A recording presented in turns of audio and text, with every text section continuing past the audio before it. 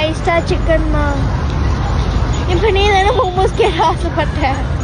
அதே முறைப்போடு எங்கள் அம்மா கூப்பிட்டு போன இடம் தான் 5 ஸ்டார் ஷாப்.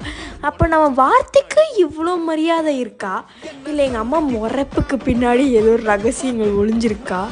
அதை நீங்கள் யோசிங்க. நான் போய் சாப்பிட்டு வந்துடுறேன்.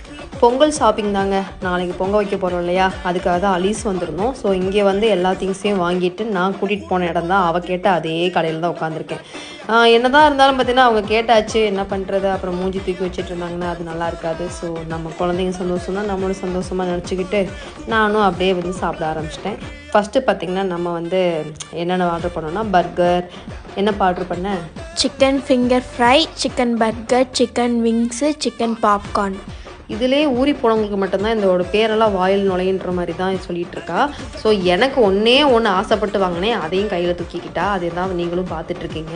இருந்தாலும் நான் விடுவேனா, கொஞ்சமாச்சும் கூட அப்படின்னு கேட்டு முறைச்சி பார்த்த உடனே அவளுக்கு கொடுத்துட்டா. அதுக்கப்புறம் போய் பில் பே பண்ணிட்டு வந்தா. எவ்வளோப்பா வந்துச்சு? பில் வந்து 310 வந்துச்சு. அப்புறம் பார்த்தீங்கன்னா அங்கேருந்து ஒரு குட்டி பூனைக்குட்டிக்கெலாம் அங்கே சுற்றிட்டு இருந்துச்சு. அது சும்மா இல்லாமல் பார்த்தீங்கன்னா அதையும் போய் சுரண்ட ஆரம்பிச்சிட்டா. அதுவும் முறைக்குது, இதுவும் முறைக்குது.